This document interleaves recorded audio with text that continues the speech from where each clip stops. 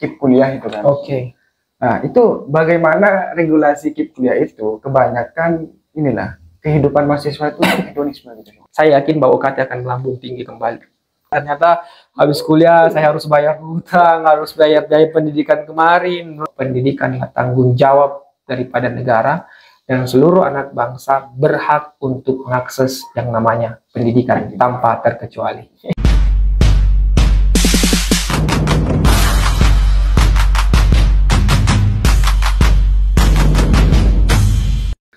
Mungkin dari pemerintah itu kan ini sebagai solusi itu kan untuk menyelesaikan suatu masalah. Akan tetapi ini bisa menjadi suatu masalah yang baru. Iya.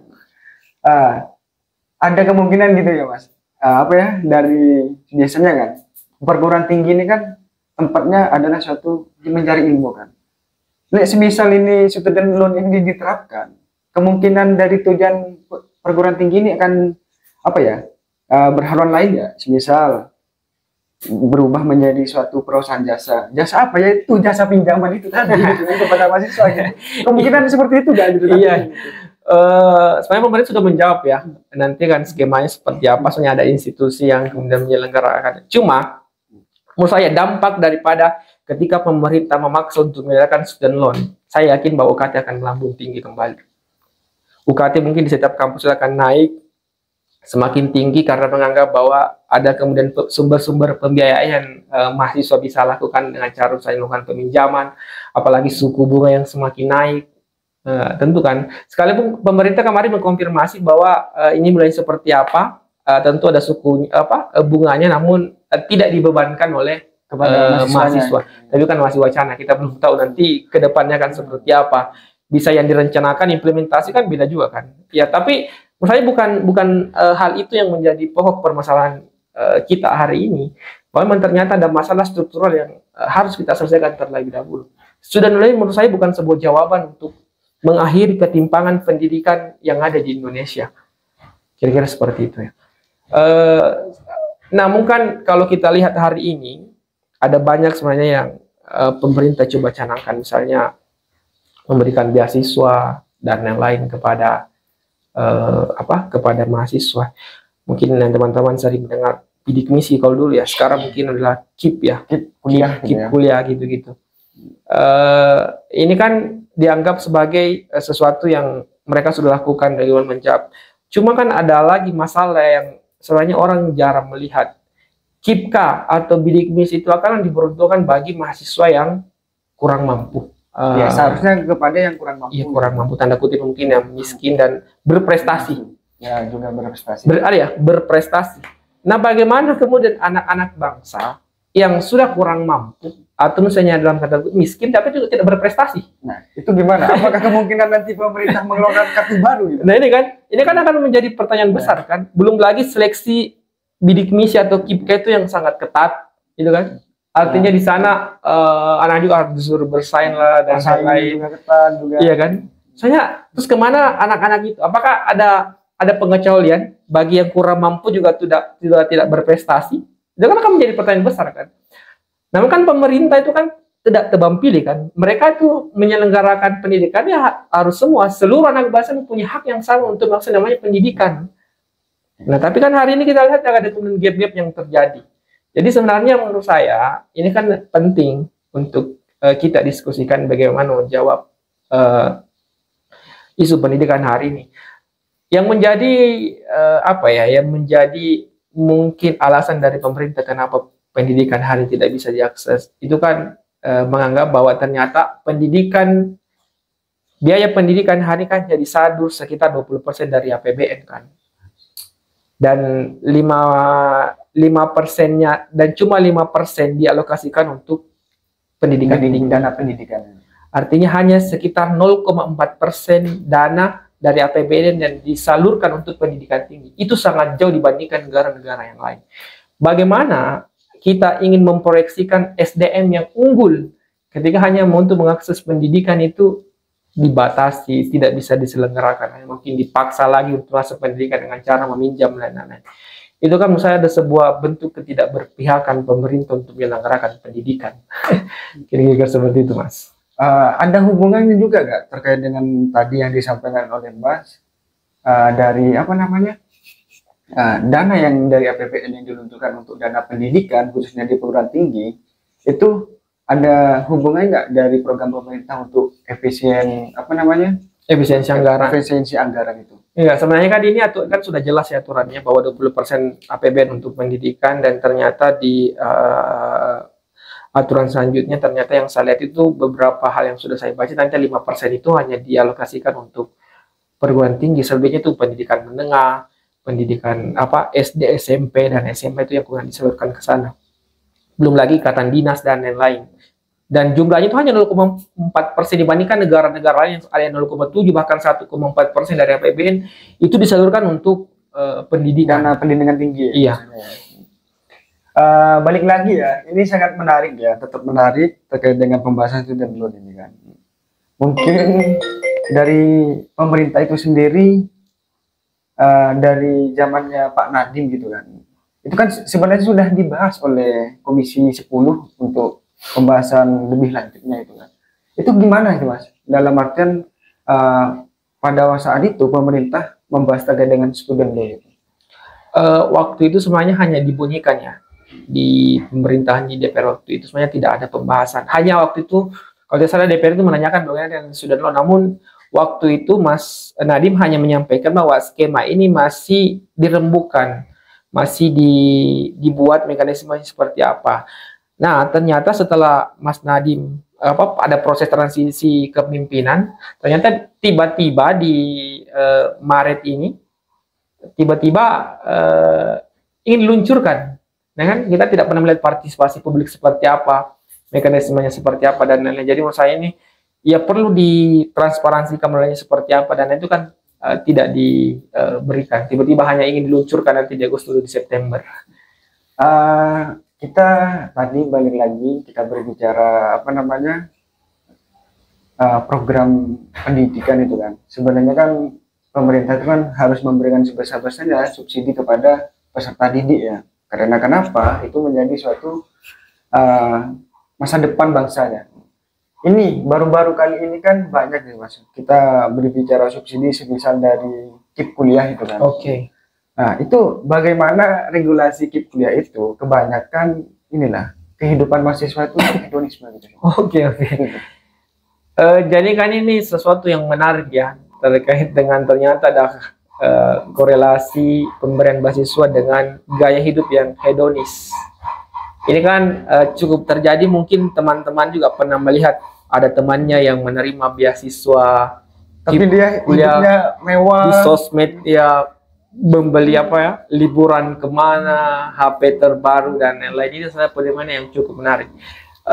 Saya pernah melihat ada penelitian itu di Universitas Negeri Medan ya, kalau tidak salah tahun 2003. Dia coba mengurai terkait dengan bagaimana sebenarnya korelasi antara KIPKA dengan gaya hidup hedonis.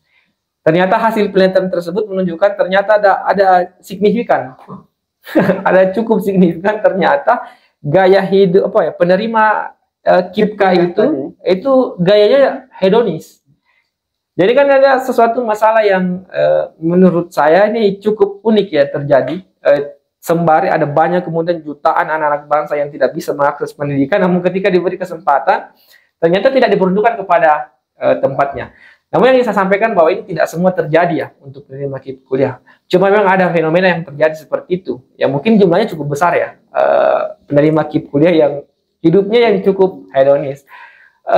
Pertama yang ingin saya sampaikan bahwa kondisi seperti ini mungkin karena dipengaruhi beberapa hal. Mungkin karena lingkungannya mereka tiba-tiba dipaksa berteman dengan orang yang punya mobil, ya hidupnya mungkin cukuplah, tempat nongkrongnya yang elit, sehingga mereka memaksa hal-hal yang demikian. Atau mungkin karena dulunya mereka tidak pernah punya duit yang cukup. Tiba-tiba diberi oleh pemerintah, malah mau dicoba juga ya kan? Itu akan bagian daripada mungkin ya cara mereka untuk membagikan diri kan. Itu jadi, namanya bisa dikatakan self reward lah. Iya, memberikan self reward ya. Tapi mungkin ya semuanya pemerintah kan tidak ingin memperuntukkan ke hal yang demikian kan. Artinya kan harus diperuntukkan misalnya beli buku kah, untuk biaya lab lah dan lain-lain, hal lain menunjang pendidikannya kan. Namun fenomena ini ya cukup menarik yang terjadi di hari ini. Menurut saya dengan dalih seperti ini sebenarnya apa yang tentu kan kita bertanya apa yang harus dilakukan kan. Sebenarnya yang harus dilakukan adalah ini kan memang harus dievaluasi kembali, dan menurut saya penyelenggara pemerintah harus memberikan yang namanya literasi keuangan kepada penerima kuliah itu, memberikan literasi keuangan kepada mereka bahwa bagaimana seharusnya membelanjakan uang-uang ini. Artinya ini diprioritaskan misalnya untuk living allowance-nya atau biaya hidupnya, living cost-nya kan, atau mungkin membeli buku dan lain-lain, itu kan harus diberikan diberikan pemahaman atau literasi keuangan terkait dengan hal ini. Karena kalau kita lihat kalau dilakukan pembiaran, mungkin kan ada stigma di luar sana, misalnya orang-orang yang mengkritik demikian dianggap iri, ya kan? Dan negatif kan bukan sesuatu yang iri, hanya bagaimana menempatkan sesuatu pada tempatnya kan, bagaimana yang menerima KIPK itu adalah sesuatu yang memang cukup diperuntukkan. Cuma memang ada beberapa hal yang menjadi kasus juga. Bagaimana dengan transparansi orang-orang yang menerima yang namanya KIPK. Ini kan menjadi sesuatu yang harusnya juga harus kita lihat teliti. Apakah ternyata KIPK ini sudah tepat sasaran? Ini kan? Nah, itu yang menjadi suatu pertanyaan. Iya kan, pertanyaan besar. Apakah sudah tepat sasaran seperti apa? Yang ini saya sampaikan begini. Kalau tidak salah, ternyata kebetulan saya juga bukan penerima KIPK. Cuma yang salah, ternyata KIPK itu ada dua jalur ya, yang ada reguler, yang kedua aspirasi. Aspirasi ini diberikan oleh anggota DPR atau DPD. Nah, tapi pembiayanya semuanya sama, hanya jalurnya kan, ada yang reguler, ada yang aspirasi. Cuma dalam proses penentuannya, biasanya kan mendaftarkan dan verifikasi dan yang lain. Cuma saya tidak juga menjustifikasi apakah di dalamnya ada nepotisme atau apa pengaturan dan lain sehingga dianggap tidak tepat sasaran. Cuma mungkin ada indikasi ya yang tidak tepat sasaran. Artinya ternyata KIP kuliah itu diberikan ke golongan yang menengah. Iya, bukan yang saja yang yang menengah. Artinya bisa jadi mungkin teman-teman pernah melihat temannya yang artinya double funding. Sudah dikasih uang dari KIP kuliah, juga dikasih sama orang tua untuk bayar UKT. Ya mungkin saja terjadi ya di sekitar kita. Ini saya tidak, tapi mungkin saja terjadi. Artinya ternyata ada tidak tepat sasaran. Mungkin ternyata yang diberikan itu ya levelnya itu kondisi ekonominya level menengah. Tidak terjadi di anak-anak yang harusnya layak untuk mendapatkan hanya tidak. Bisa saja mungkin ketika diverifikasi bukan rumahnya, ya kan, malah rumah tetangganya dan lain-lain. Itu kan biasa kan, bisa saja mungkin terjadi ya. Itu saya hanya asumsi saya mungkin seperti bisa terjadi ketika diverifikasi ternyata rumah tetangganya yang difoto dan lain-lain. Itu kan bisa saja terjadi kan. Takutnya rumah neneknya kan? Dulu gitu. Sehingga saya itu sudah tidak tepat sasaran. Nah, saya inilah yang perlu dievaluasi kembali, regulasi yang dibuat ketat seperti apakah layak. Namun satu lagi yang ingin saya sampaikan bahwa yang harusnya pemerintah lakukan memperbanyak kuota penerima bidik misi KIPK ini agar semakin banyak anak-anak bangsa yang bisa mengakses pendidikan tinggi bagi anak-anak yang kemudian tidak mampu untuk mengakses pendidikan. Karena saya sampaikan bahwa tanggung jawab negara untuk menyelenggarakan pendidikan dari siapapun yang pastinya dia anak bangsa, maka dia berhak untuk mengenyam yang namanya pendidikan. Dari penyampaian dari Mas tadi, sejauh mana pemerintah itu mengkontrol terkait penerima KIPK ini, khususnya kepada mahasiswa penerima? Oke, sebenarnya kan sejauh mana controlling terkait dengan pemerintah, biasanya kan mengkontrol itu kan adalah perguruan tinggi, ya kan, mungkin nanti dikoreksi kalau salah. Melakukan controlling, kemudian nanti di pemerintahan yang orang yang menyelenggarakan. Namun sejauh ini yang saya lihat memang evaluasinya masih kurang. Artinya mungkin nanti per semester itu bisa dievaluasi, dikoreksi bagaimana proses penyelenggaraannya sudah tepat sasaran dan lain-lain. Perlu ditambah kuotanya dan lain-lain. Maksudnya kuota itu ya memang perlu ditambah ya kan, karena lihat sekarang ini kan ternyata masih banyak anak yang tersisih, yang tidak bisa putus sekolah, tidak bisa melanjutkan pendidikan tinggi karena hanya persoalan biaya kan. Jadi pemerintah harusnya mengalokasikan memang anggaran yang menurut saya itu bisa diambil dari beberapa anggaran-anggaran yang, apalagi kan sekarang kita melihat efisiensi kan. Ini efisiensi itu kan bisa disalurkan ke dana pendidikan kan, apalagi kita menyusun 2045 untuk sumber daya yang unggul kan. Ya gimana? Misalnya ada kekacauan kita berpikir, ada kekacauan berpikir ketika kita mempersiapkan generasi sumber daya manusia yang unggul, tapi tidak dibarengi dengan akses pendidikan yang cukup. Itu kan cara berpikir yang keliru. Kita mendengungkan untuk sumber daya manusia yang unggul, tapi tidak dibarengi dengan akses pendidikan yang cukup, yang baik. Kira-kira modelnya kan seperti apa kan kalau tidak dibarengi dengan jalan atau akses pendidikan yang cukup? Ya balik lagi tadi kayak apa namanya program yang mau diluncurkan sama pemerintah kayak student loan itu kan malah kalau sudah lulus bukannya dia bahagia malah cemas gitu. Iya, kan bikin suatu tunggakan gitu. Ternyata habis kuliah saya harus bayar hutang, harus bayar biaya pendidikan kemarin, belum lagi mungkin nanti belum punya rumah, ada cicilan KPR rumah lah, ada cicilan yang lain, belum lagi makan, mungkin kalau sudah berkeluarga dan lain-lain. Apalagi mau nikah gimana? Iya kan? Itu kan menjadi apa ya? Lagi-lagi saya sampaikan adalah beban ganda. Ternyata kebijakan yang ingin diterapkan ini akan menimbulkan beban ganda bagi mahasiswa nantinya. Ini kan kalau kita ngomongin tentang KIPKA ini kan itu kan banyaklah menerimanya khususnya di Indonesia. Tetapi yang saya mau tanyakan ini Mas, banyak di sekitaran lingkungan kampus itu kan penerima KIPKA ini kan ya balik tadi lah, ini kan cuma pengamatan sendiri kan, pengamatan pribadi gitu kan, yaitu kebanyakan kehidupannya ada hedonisme, barang-barangnya mewah gitu kan, dan di samping sisi lain itu melihat suatu mahasiswa yang non penerima KIP kuliah ini ya hidupnya ya pas-pasan ya untuk melanjutkan suatu biaya pendidikan, yaitu dia banting tulang gitu kan, dalam artian untuk melanjutkan studinya gitu. Mungkin yang balik lagi terkait dengan suatu controlling yang pemerintah itu kan, kalau controlling yang pemerintah seperti yang disampaikan tadi, ada nggak menurut Mas sendiri untuk mengontrol terkait dengan suatu KIP kuliah ini yang lebih efektif gitu? Terkait dengan bagaimana mengontrol KIP kuliah lebih bagus lagi, menurut saya itu lebih memperketat ya.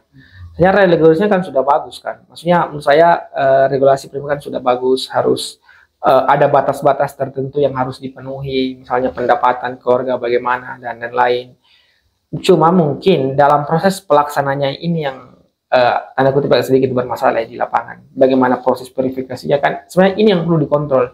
Bagaimana pemerintah memberikan apa ya aturan yang ketat kepada institusi penyelenggara untuk memverifikasi secara baik apakah mahasiswa ini sudah layak untuk mendapatkan beasiswa itu.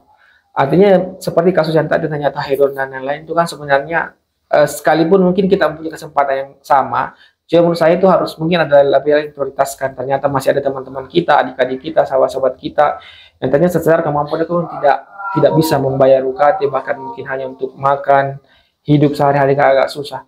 Nah, controlling apa yang saya maksud adalah bagaimana pemerintah bisa memberikan kepastian bahwa ternyata yang mendapatkan beasiswa inilah memang yang betul-betul memang betul-betul membutuhkan.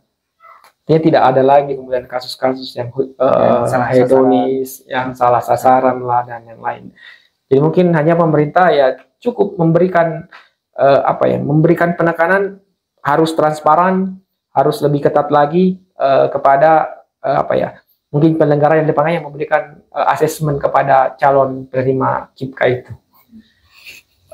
Terima kasih ya Mas, sharing sessionnya terkait dengan yang disampaikan oleh Mas. Mungkin ini nggak ada sedikit menyampaikan terkait dengan suatu akhir penutup ini sebelum kita tutup itu kan. Oke, saya hanya ingin menyampaikan kepada teman-teman semua bahwa ya memang betul bahwa pendidikan itu adalah senjata yang paling bagus. Pendidikan itu adalah sesuatu hal yang bisa mengubah banyak hal. Maka saya ingin menyampaikan pada pemerintah bahwa sediakanlah pendidikan yang sebaik-baiknya sediakanlah pendidikan yang bisa diakses oleh seluruh anak bangsa, sediakanlah pendidikan yang bisa anak-anak dari timur sampai barat Indonesia itu kemudian bisa mengenyam atau bisa mencicipi yang namanya pendidikan. Karena lagi-lagi saya sampaikan bahwa pendidikan adalah tanggung jawab daripada negara, dan seluruh anak bangsa berhak untuk mengakses yang namanya pendidikan tanpa terkecuali. Terima kasih atas waktunya. Oke, ya mungkin karena kita akan menyusul Hari Pendidikan Nasional, pesan saya, mudah-mudahan pendidikan semakin murah, bahkan makin gratis. Pendidikan gratis untuk seluruh anak bangsa, untuk seluruh komponen daripada bangsa ini. Dan saya juga ingin menyampaikan kepada pemerintah bahwa berikan pendidikan yang merata di seluruh pelosok negeri ini, bukan hanya pendidikan yang ada di kota-kota besar, sehingga anak-anak yang dari pedalaman sana harus datang jauh-jauh mungkin ke Jawa untuk mengakses pendidikan. Jadi berikanlah pendidikan yang merata, dekatkanlah pendidikan bagi anak-anak yang ada di jauh, anak-anak yang berada di anak-anak yang berada mungkin di timur, di barat, atau yang berada di pelosok-pelosok negeri. Berikanlah akses pendidikan kepada mereka. Terima kasih atas penyampaiannya, gitu kan. Mungkin cukup di sini saja perbincangan kali ini. See you, Korban Ghosting. See you, Korban Ghosting, balik lagi di lain waktu. Oke, sampai jumpa di lain waktu. Thank you, Mas. Thank you. Terima kasih, Mas. Siap.